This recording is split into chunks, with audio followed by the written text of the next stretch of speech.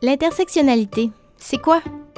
L'intersectionnalité est une théorie transdisciplinaire et un outil d'analyse qui permet d'étudier les identités sociales et la manière avec laquelle elles se construisent et interviennent dans l'accès aux droits et aux opportunités.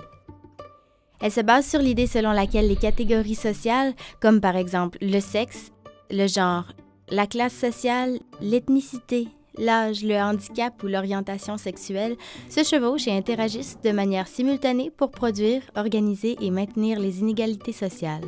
Les analyses, les recherches et les politiques se concentrent souvent sur une forme de discrimination, par exemple le sexisme, et proposent des manières de combattre cet enjeu spécifique. Or, les systèmes sociaux sont complexes et plusieurs formes de discrimination, comme l'homophobie, le racisme et l'agisme, peuvent être actifs au même moment dans la vie d'une personne. C'est ce que permet d'appréhender l'intersectionnalité, qui favorise la compréhension de l'être humain comme étant façonné par l'interaction d'un ensemble de catégories sociales. Alors, qu'est-ce qu'une approche intersectionnelle? C'est une approche qui ne se limite pas à additionner les formes de discrimination et à les adresser individuellement. De la même manière, elle n'envisage pas les inégalités comme étant le résultat de facteurs uniques et distincts, mais plutôt comme étant le produit du croisement de différentes situations sociales, relations de pouvoir et expériences. Bien que le sexisme et le racisme, par exemple, existent individuellement, une fois combinés, ils créent une configuration à laquelle sont associées des formes de discrimination particulières. L'intersectionnalité s'intéresse donc autant aux formes de discrimination uniques qu'à la manière dont elles sont transformées une fois combinées. Faisons un petit historique de cette théorie. C'est au sein du mouvement féministe noir que le concept d'intersectionnalité a pris racine.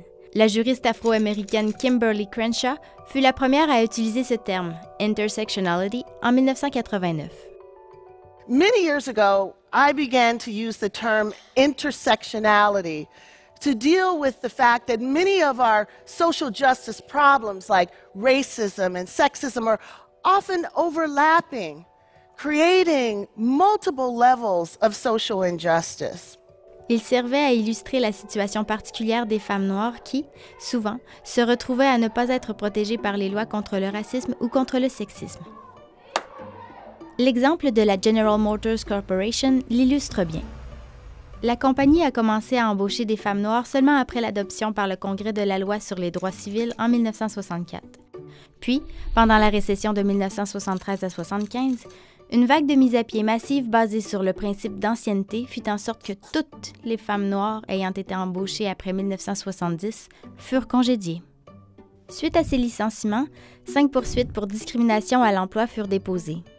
Or, le tribunal a considéré les allégations de discrimination raciale et de genre séparément et les a finalement rejetées. Il estimait que l'emploi au sein de la General Motors Corporation de travailleurs afro-américains contredisait la discrimination raciale, alors que l'emploi de femmes blanches dans des postes administratifs venait démentir la discrimination de genre.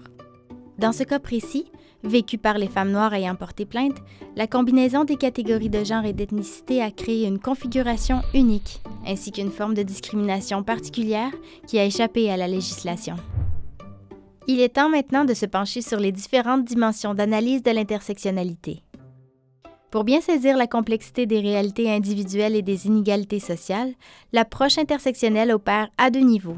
Le premier est microsocial, en interrogeant l'effet des structures d'inégalité sur les vies individuelles, ainsi que les configurations uniques produites par l'interaction des catégories sociales.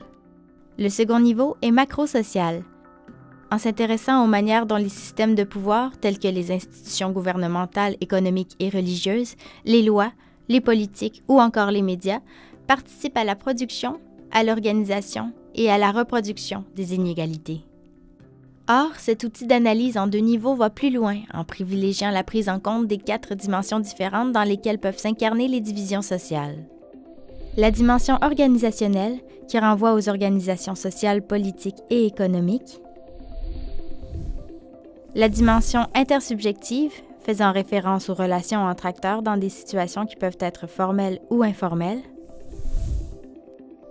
La dimension expérientielle, qui désigne l'expérience subjective des individus, la manière dont ils se perçoivent et leurs attitudes face aux autres. Et enfin, la dimension représentationnelle, qui renvoie cette fois-ci au cadre de référence à partir duquel les individus et les groupes se représentent eux-mêmes, les autres et le monde. Du fait qu'elles permettent de dépasser l'explication unidimensionnelle de l'inégalité sociale, l'approche intersectionnelle est maintenant utilisée pour analyser un ensemble de problématiques sociales et culturelles. Il s'agit d'un cadre d'analyse essentiel pour intégrer les enjeux d'équité, de diversité et d'inclusion à vos réflexions, autant en ce qui a trait à vos perspectives de recherche qu'à vos méthodes de travail.